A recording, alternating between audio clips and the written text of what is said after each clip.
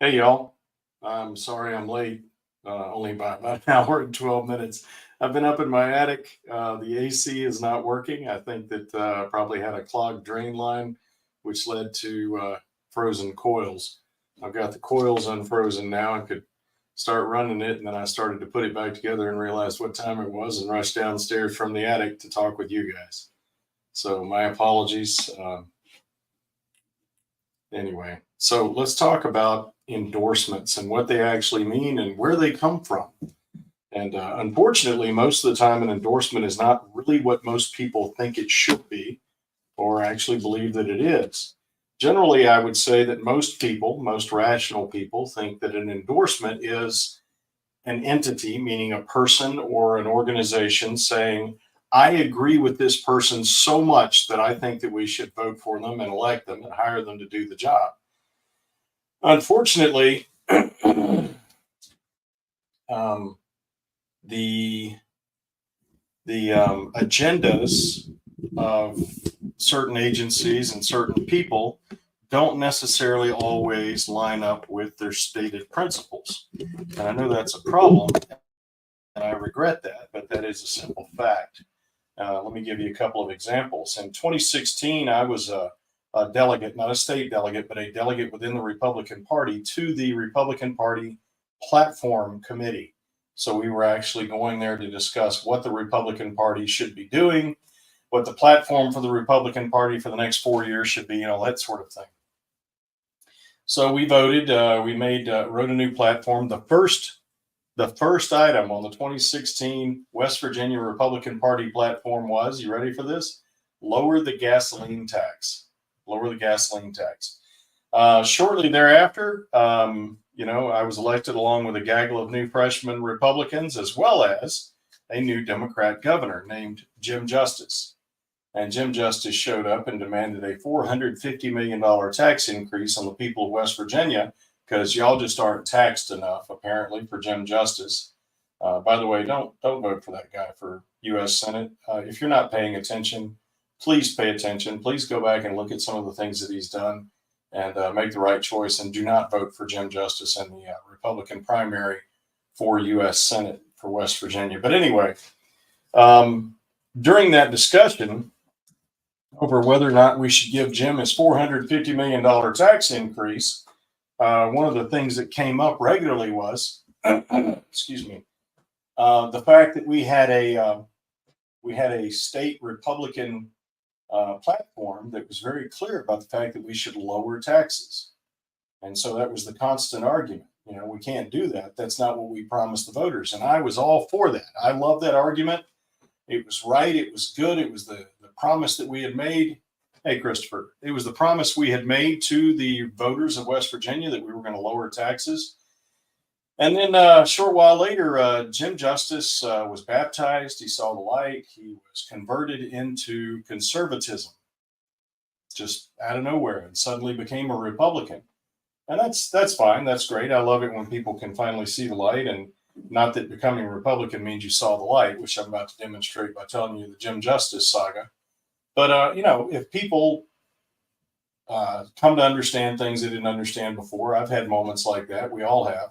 That's wonderful. So I'm not picking on people who change their minds or who come to understand things in a better way and have a better response to it. That's not what I'm talking about. What I'm talking about is the response of the Republican Party to Jim Justice changing his party affiliation. And the response was that instead of fighting against his tax increases, the Republican Party leadership and the House and Senate leadership all jumped on board with our new Republican governor and said, we have to help him succeed because, gosh darn it, we're on the same team. So I, of course, whipped out the Republican Party platform that we had just passed a year prior and said, but this says we're doing this.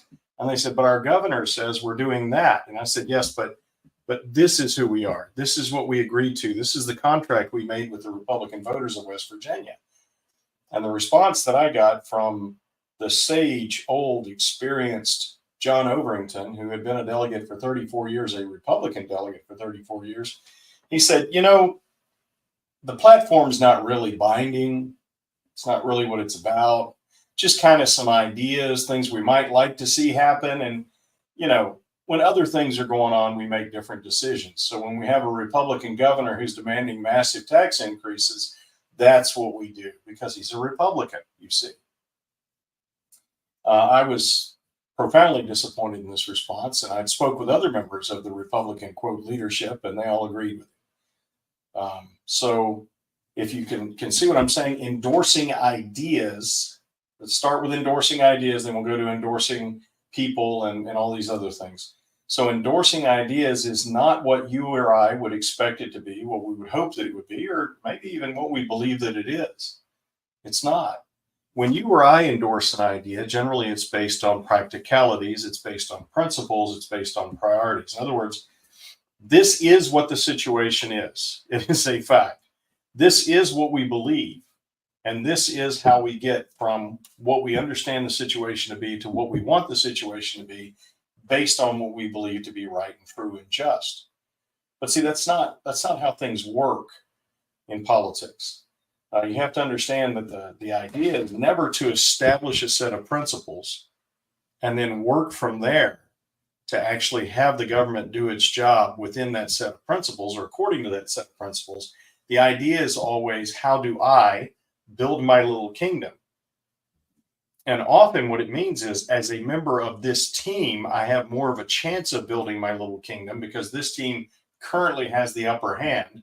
So I'll join this team, the Republicans or the Democrats, because they currently have the upper hand. And I will build my little kingdom inside that much larger kingdom and then help to build the kingdom of either the Republicans or the Democrats. And what that normally means is completely throwing all your principles out the window, throwing your platform planks out the window, and just doing whatever it takes to stick it to the other guy while you're in the process of building your little kingdom. I know it sounds cynical, folks, and it is, but I hope that you will give me the benefit of the doubt to understand that my observation of an existing cynical situation or an existing cynicism does not make me the cynic. I'm a true believer. I really believe in our principles and in our rights and in our liberties. I don't function along cynical lines, but I would be a fool not to recognize the cynicism that actually is the operating parameter for our current system. And I hope that makes sense to you. And if it doesn't, then please hit me up, ask questions, demand answers, and I will do my best. So the endorsement of an idea is actually, in politics, instead of it being a true idea, a good idea, or a righteous idea, it is the idea that allows me to maneuver around whoever's in my way and to seize more power and to build my own kingdom, or to make an alliance with someone who will actually allow me an upper hand at some point later on in the battle. That's really what it is. And I hate to tell you this, and if you haven't already figured this out, I'm sure that it's disappointing for you, and maybe even it makes you angry to hear me say this, and you're sitting there going, this Wilson guy's nuts. Where does he come up with this stuff? Well, just from years of experience and education and training and observation and analysis. But other than that, you can go ahead and dismiss what I'm saying, because I don't believe in expertise. I believe in each individual citizen, each individual human being paying attention, making observations, and conducting your own analysis and drawing your own conclusions. I'm simply providing you my observations and my conclusions. Do with them what you may. So endorsing an idea does not mean that you have actually, in politics, does not mean that the politician has actually done the analysis according to a certain set of principles, within a certain set of parameters, with a certain goal in mind, and then within a certain priority. It means that the priority is, the agenda is, the goal is simply to aggregate power. That's it. And I tell you what, if you will just look at what's going on, just observe with that parameter, that concept in mind, that really what they're trying to do is not make sure that you have good roads, or make sure that you have health care, or make sure that your kids get a good education. What they're actually trying to do is aggregate power to themselves. And they will use any of those policies or any of these necessities simply to corral you into their camp so they can count you as one of their camp followers and thus aggregate more power to themselves. That's really how it works. I'm sorry, but it is. So that's endorsing an idea. Let's talk about an endorsement of one person by another person. So as I mentioned a while ago, the idea is to aggregate power to yourself. One way is to get political wins. You got a bill passed, you whatever. You stopped a bill from passing, you got an amendment passed. That means you are effective. Now, frankly, getting things passed in the legislature is always, always, always, always, always, every single time, is a function of how well you kiss the master's ring and how well your principle or your proposal aligns with the overarching desire of that person, that the king, the leader of whatever group it is you're in, whether it's the the majority leader, minority leader, the chair of your committee, whatever. But your success is totally dependent upon your capacity to convincingly kiss the ring of that person, and then also to make your proposals align with the agenda of that person as they build their kingdom.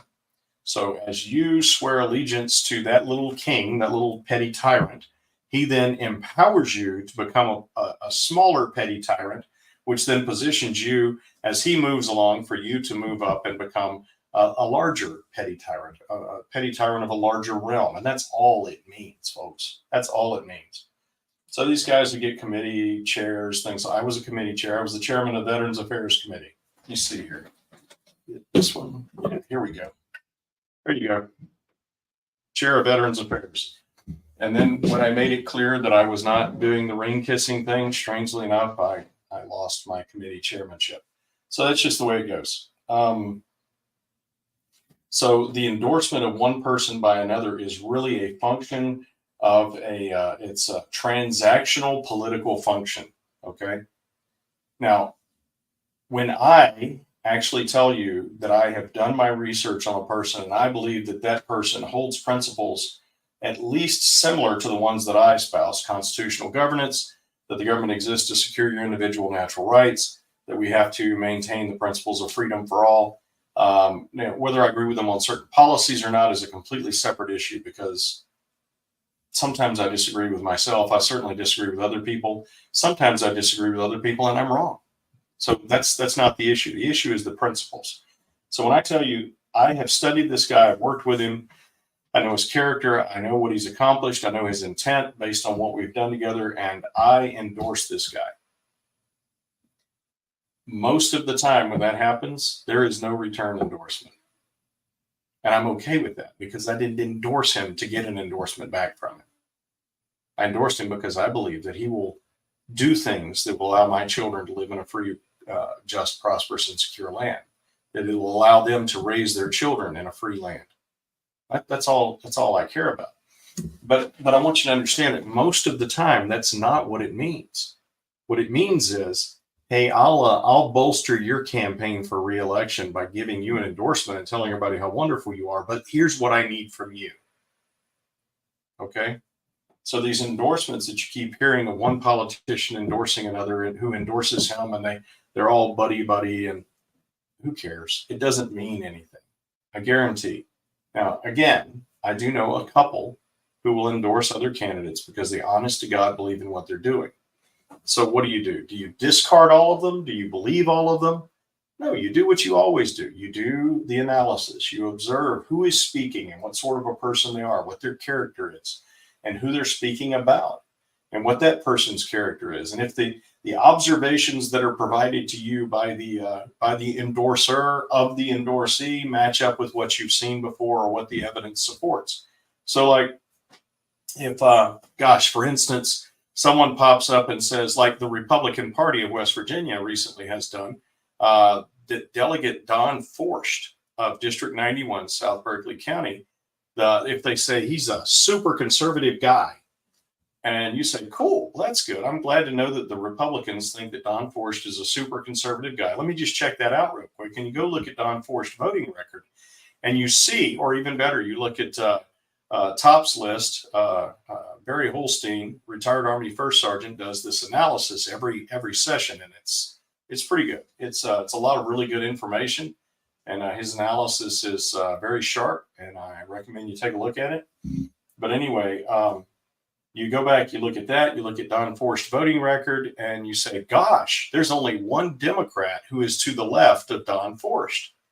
Gosh, the West Virginia Republican Party has a very strange way of defining super conservative, super duper conservative, because Don Forst is not what I would call super duper conservative. He's, there's only one Democrat in the entire House of Delegates of West Virginia that's to the left of him.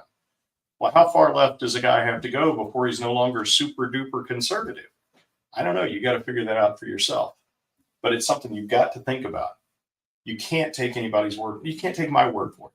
Don't take your neighbor's word for it. Don't take your boss's word for it. Figure it out for yourself. And you will find out that almost all of these people are lying to you almost all the time about almost everything. Okay? Including their endorsements, maybe especially their endorsements. So if I were to tell you that, Senator Bob Carnes was confused about what's right and what's in the Constitution, and he's a bad guy, and you go back and find out that Bob Carnes is actually the most constitutional senator in the West Virginia Senate, you'd be a little surprised, wouldn't you? So my endorsement, you would understand, meant nothing, because either I don't understand what constitutionalism is, or I don't understand who Bob Carnes is, or I'm lying to you because I expect to get some benefit from someone else who wants Bob Carnes to be voted out of office. So I hope y'all can see that. That's really how endorsements work. Now let's talk about the endorsements of organizations. So in West Virginia, we actually have some pretty good ones. My go-to is the West Virginia Citizens Defense League. I was a member before I ever got involved in politics. And so I was able to observe from the inside how this organization works. And then later I was elected to serve as a delegate, and I was able to be on the receiving end of some of their work. And I got to tell you, it was a fascinating comparison. But the one thing I can say about the Citizens Defense League, other than the fact that they have no paid lobbyist, everyone is a volunteer, is the fact that every single Bubba, every single guy from back in some holler somewhere who shows up in the Capitol on lobby day knows which bills he's talking about, what the bill number is, who the sponsor was, who the lead sponsor was, who the other sponsors are, the actual provisions in the bill, not a bunch of garbage that they made up just to rile people up, as some other organizations tend to do, make up lies about people and make up lies about proposals and bills and resolutions to get people riled up and get the action they want out of them. CDL doesn't do that. They actually understand what the bill does, what it proposes, and then they have an idea of, they know which committees it's likely to go to, or which ones it's assigned to, actually. They understand which personalities are involved in those committees. They know who the chairman is. They know who the ones who are most likely to oppose it, the ones most likely to stand up for it, the ones most likely to propose amendments, even the types of amendments those people are most likely to propose. They figure all this out before they ever show up. And then they disseminate that information in that organization. And those people show up. Bubba from back in the holler will show up and very calmly and very intelligently explain to his elected representatives exactly what he expects of them concerning whatever bill is being considered. It's fascinating. It really is. And frankly, it's one of the few things in our current political situation that give me any hope. I've never believed that Bubba is stupid, whereas a lot of people in Charleston do. What I do believe is that he's often doesn't have the opportunity to figure out what's really going on, because, we all have to pay bills. We have to take care of the kids. We got ball games to go to. And those things actually are more important than politics, except that politics, when they go bad, become very important. Frankly, if we were doing things the right way, you could just ignore politics most of the time and go on with your life. But we're not doing things the right way. So what I'm getting at is, when the WVCDL endorses someone, it is because, now, first of all, it's a single issue organization. It's only Second Amendment. So they're not trying to cover a whole panoply or a whole concept. It's one idea, one issue, Second Amendment. And that's part of what makes them so effective. It's a big part of what makes them so effective. It's also a big part of what makes them so powerful.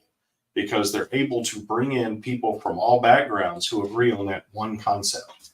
And so they're, despite whatever other people think about, what you should grow in your garden or how many deer you should be allowed to shoot every year, whatever, they can all disagree on that. But they agree on this one thing, that, we all have a right to keep and bear arms, and the government has no right to limit it whatsoever. So when the CDL, the West Virginia Citizens Defense League, endorses a bill or endorses a proposal or endorses a politician, they have done their research. So if it's a politician and he's been in office and he's had a good record, they note that. And then also they have a questionnaire, a very specific questionnaire that they send out to each one of these people who's running for office. And, they expect, they're tough questions. They expect straightforward answers. And then they grade them. And it's not just one guy sitting around saying, well, I like old George there. He was nice to me last time I was in his office.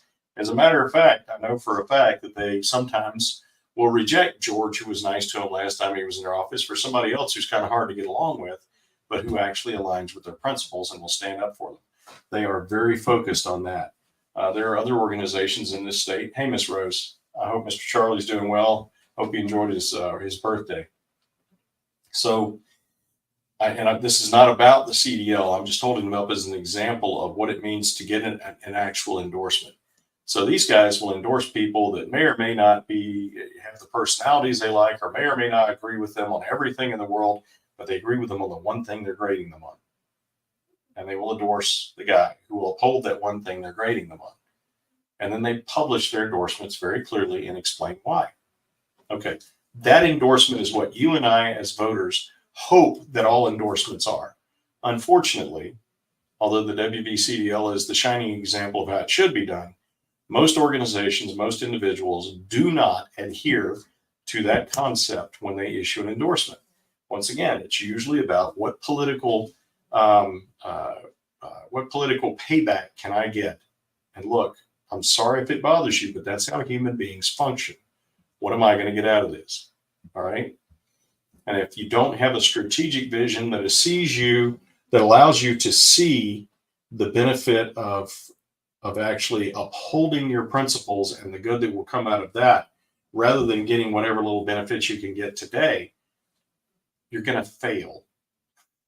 You're going to fail to do anything other than build your little tiny kingdom, which will become a wasteland.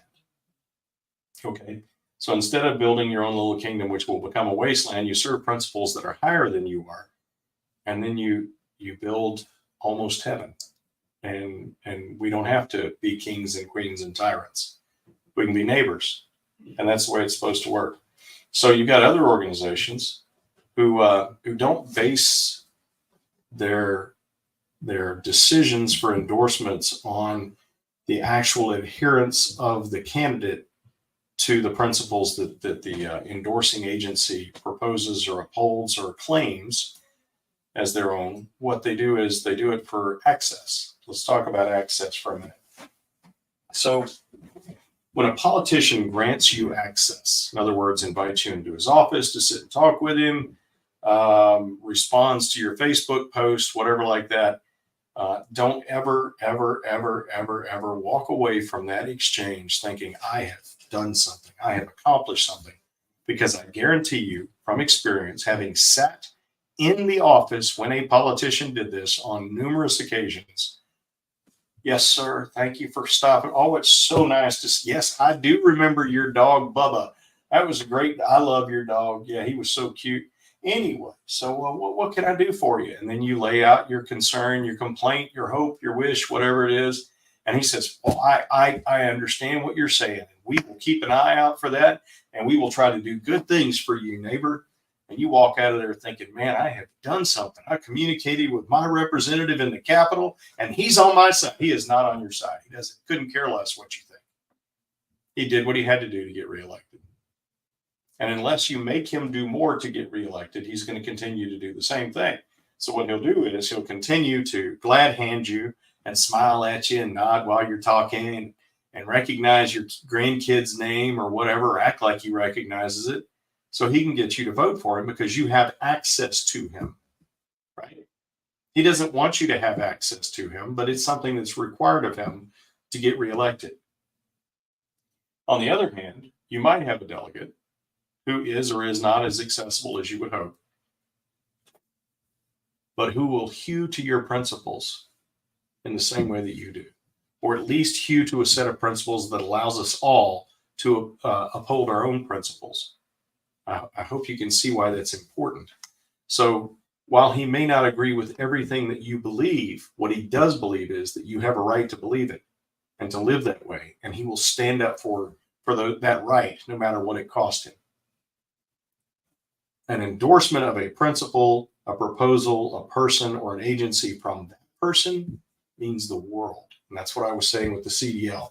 Whether you agree with their intent or not, this is an organization who understands it is part of their integral system that they have to tell the truth all the time. Otherwise, their endorsement means nothing. That they have to endorse based on upholding this principle.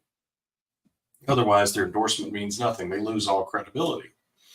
So, when you have an endorsing agency which endorses someone who obviously has behaved in a way that is contrary to the principles they uphold, instead of another person who actually upholds those principles, what they are telling you is that they are doing a transactional exchange of political favors to allow them to continue their access, rather than to actually accomplish the agenda that they claim is their agenda based on the principles that they claim are their principles. I hope I'm speaking clearly enough for this to be understandable, because I understand it's kind of a complex idea, but let's illustrate it for a moment. So if I am the certifying agent on a rifle range, and I've been that guy before, it's my job to actually sign off saying that everyone actually put the right number of rounds downrange, hit a qualifying number of targets, a qualifying number of times, and that they went through all the requisite training. And I just really like this guy, so I sign off on it. And he can't shoot, he can't hit targets. Does my word mean anything? No, but he goes back to his unit and he gets promoted because he got so many points on the range. He qualified expert, right? And that gives him the promotion points he needs to get promoted. And then we're buddies. Useless, meaningless. It's destructive. It's really corrupt. Okay? So if you've got an endorsing agency that endorses someone because they like them, all right, they're wrong. They're corrupt. And their word means nothing. On the other hand, if I allow someone to leave my range with an expert score, even though they didn't have hit the requisite number of targets, 38 out of 40 or so, even though they didn't knock down enough targets to earn it, but I do it because, well, this guy's the commanding general's aide de camp, and wow, just think of all the things he could do for me from his position at the aide de camp if I just help him to get into the range, get out of the range, and move on with his life instead of actually having to be a soldier for the day. If you don't think that's what's happening, you are not paying attention. This is absolutely what's happening. So you've got these politicians who say, hey, I would love to have the endorsement of the XYZ agency who believes in saving the chipmunks, right? And then someone shows up and says, well, actually, I saw you stomp on 5 chipmunks just the other day. Well, yeah, but here's the thing, right? I will tell everyone that I believe in saving the chipmunks, and I will carry your message forward. And as long as it's politically expedient for me, I will vote for bills that protect chipmunks.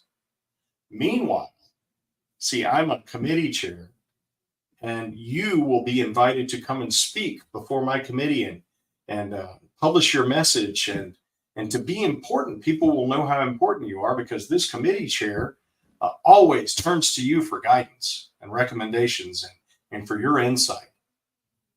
And then as the head of that endorsing agency, you get to travel around all over the country and go to DC and go to cocktail parties because you are the president of the Pro Chipmunk Life League in West Virginia, even though you never accomplish anything. And not only that, but you work so hard at building your little kingdom, being the head, the president of the Pro Chipmunk Life League in West Virginia.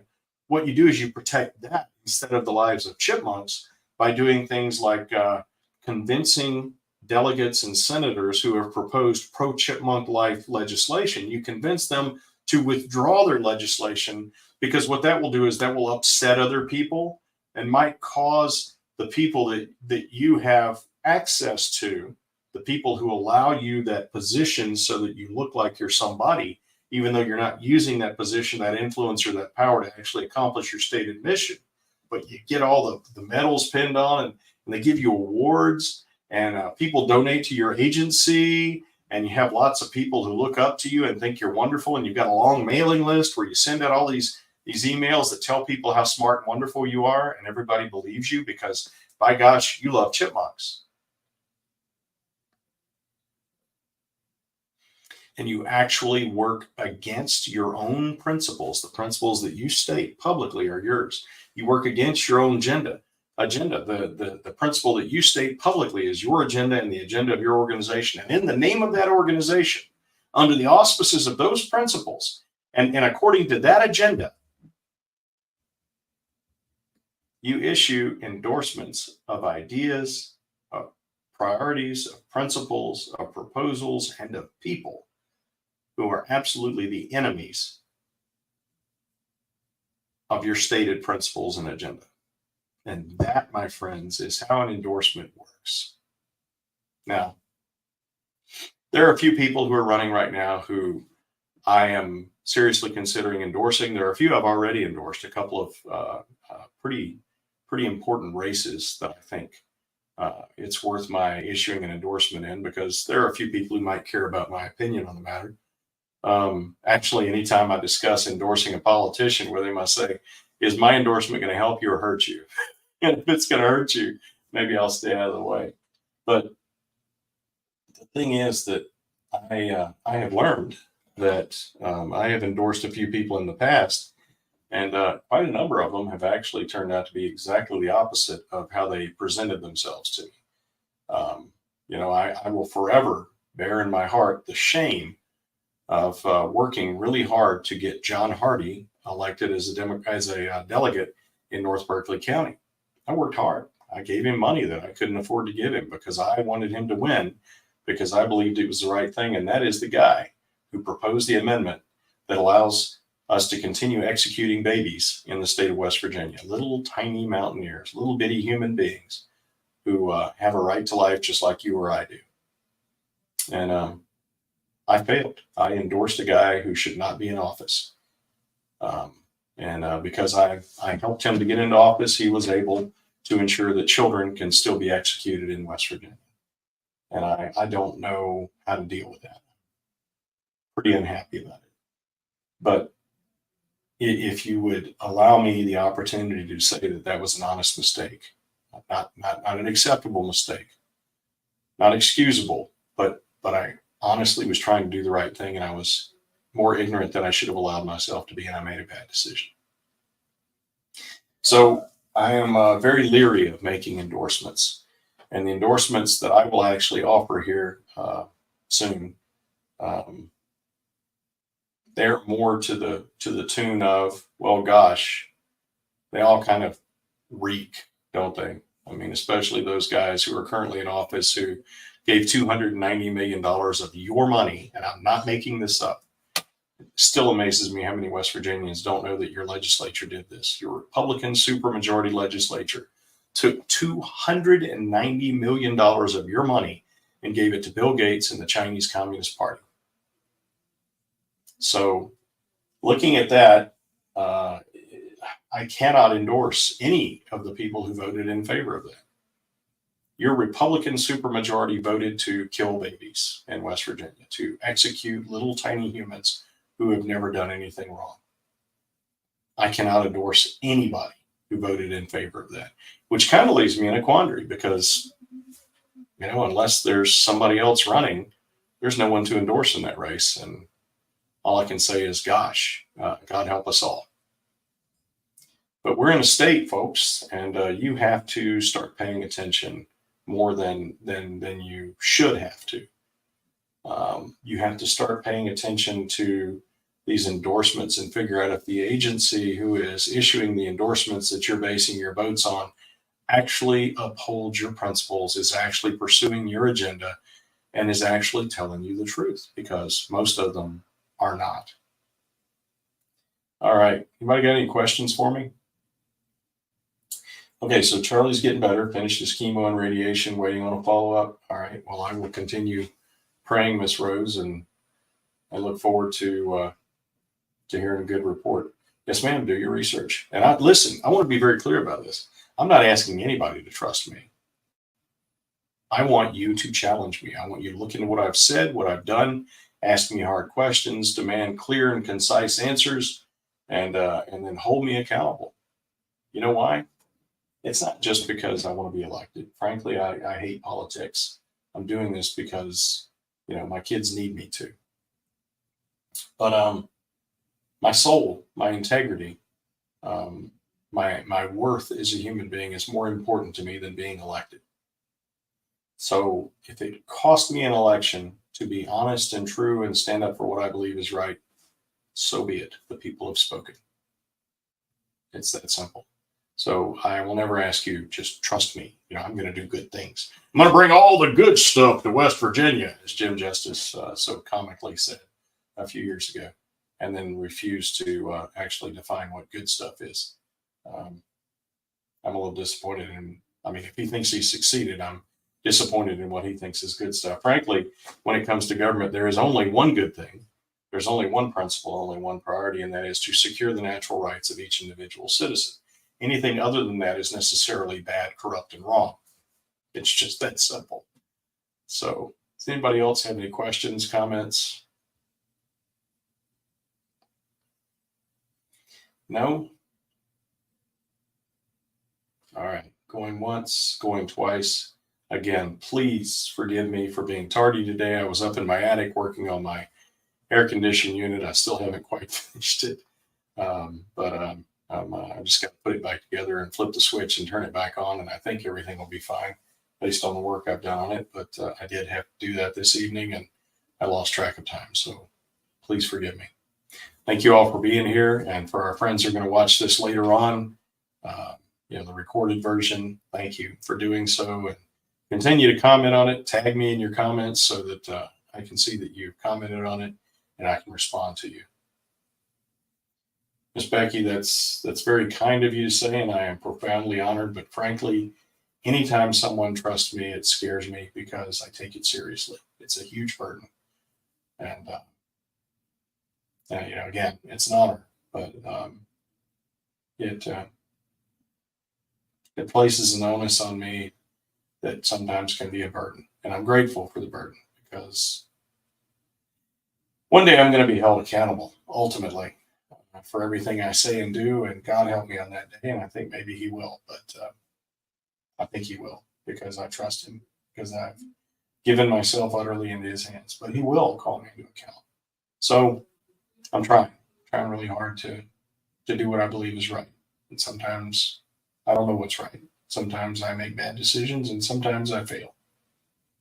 So let's keep each other straight. Let's encourage each other, and let's make this thing happen, guys. I appreciate you. Good night.